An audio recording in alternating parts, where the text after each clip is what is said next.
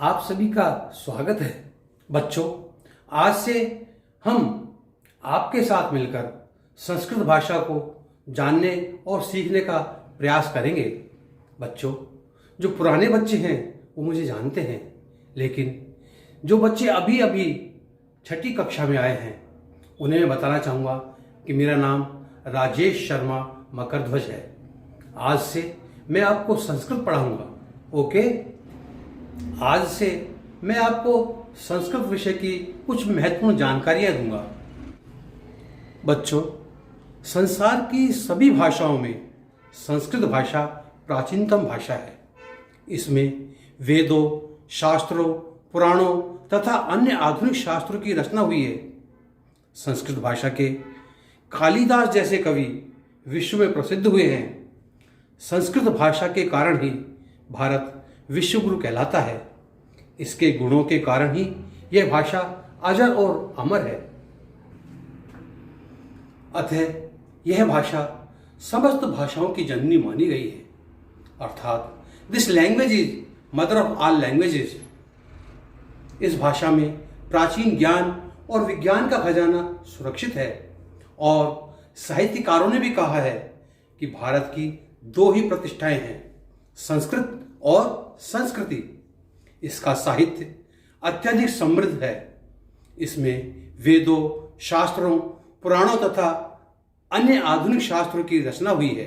बच्चों, मैं आपको बताना चाहूँगा कि आधुनिक युग में कंप्यूटर के लिए संस्कृत भाषा सबसे अच्छी और उपयोगी भाषा है। तो आइए अब हम चलते हैं, अपने विषय का श्री गणेश करते हैं और सर्वप्रथम माँ सरस्वती की वंदना के साथ अपने अध्ययन का शुभारंभ करते हैं। बच्चों, कितने हर्ष का विषय है कि आज हम अपने विषय का, अपने पाठ्यक्रम का शुभारंभ चैत्र शुक्ल प्रतिपदा संवत 2078 13 अप्रैल 2021 मंगलवार से कर रहे हैं, जो कि हमारा नववर्ष भी है। तो आइए हंसी खुशी के साथ अपना नववर्ष मनाते हैं। बच्चों, मेरी तरफ से आपको और आपके पूरे परिवार को हिंदू नववर्ष और चैत्र नवरात्र की हार्दिक शुभकामनाएं। या कुंदेन्दु तुषार हार धवला, या शुभ्र वस्त्रावृता, या वीणा वरदंड मंडतिकरा, या श्वेत पद्मासना, या ब्रह्माच्युत शंकर प्रभृतिभिः देवैः सदा वंदिता, सा मां पातु सरस्वती भगवती निःशेष जाड्यापहा। तो बच्चों, अब माँ सरस्वती की वंदना के बाद अब हम चलते हैं सर्वप्रथम कारकों की ओर। बच्चों, इस संस्कृत विषय में ये कारक जो शब्द है आपके लिए नया हो सकता है। तो सबसे पहले जानते हैं कि कारक क्या होता है। बच्चों, जिन शब्दों का क्रिया के साथ सीधा संबंध होता है वे शब्द कारक कहलाते हैं। कारक 6 प्रकार के होते हैं। बच्चों, अभी मैंने बताया कि जिन शब्दों का क्रिया के साथ सीधा संबंध होता है वे कारक कहलाते हैं। कारक 6 प्रकार के होते हैं, जैसे कर्तृकारक, कर्म कारक, करण कारक, संप्रदान कारक, आपादान कारक, अधिकरण कारक। बच्चों, विभक्ति संज्ञा शब्दों के साथ क्रिया का संबंध जिन प्रत्ययों से प्रकट होता है वे विभक्तियाँ कहलाती हैं।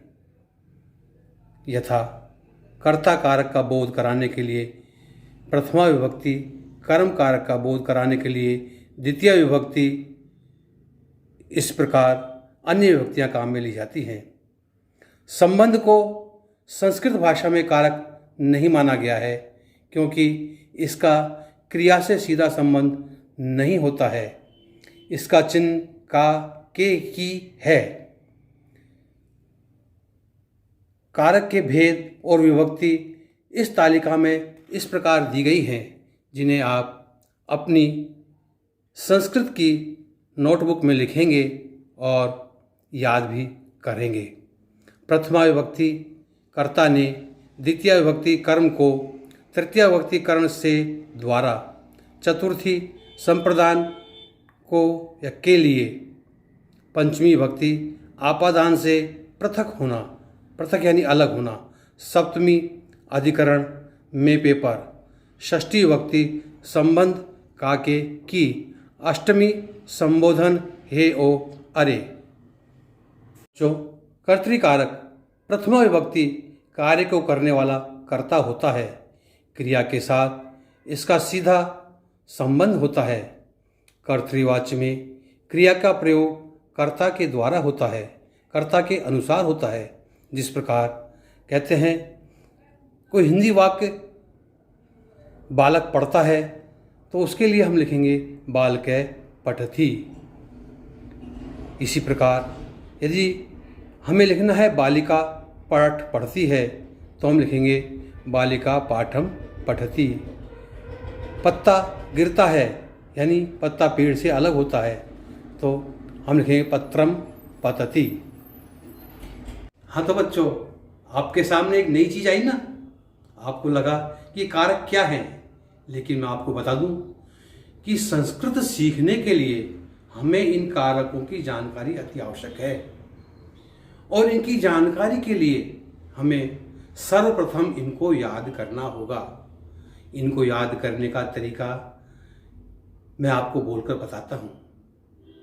आप मेरे साथ साथ बोलिए और बोलकर याद करने का अभ्यास कीजिए।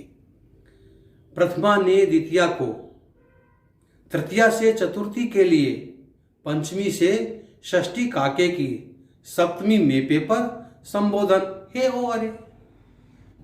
एक दूसरा तरीका और है, वह भी मैं आपको बता रहा हूं, आप उसे भी याद कर सकते हैं। बल्कि मैं तो ये कहूँगा दोनों का एक ही मतलब है। दोनों तरह से आपको याद करना ही आपके लिए उचित होगा। जैसे कर्ता ने कर्म को कर्ण से संप्रदान के लिए, आपादान से संबंध काके की, संबोधन हे ओ अरे। इस तरह से आप याद करेंगे तो आपको सुविधा रहेगी और हिंदी से संस्कृत वाक्य बनाने के समय आपको इन कारकों की आवश्यकता होगी। अभी तक बच्चे समझ रहे होंगे कि ये कारक क्या है, किस लिए काम आएंगे।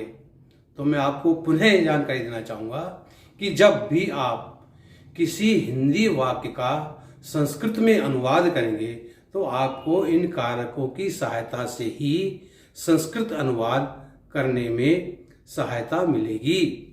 बिना कारकों की सहायता के आप किसी भी वाक्य का संस्कृत अनुवाद नहीं कर पाएंगे। अतः आपको ये कारक याद करना अति आवश्यक है।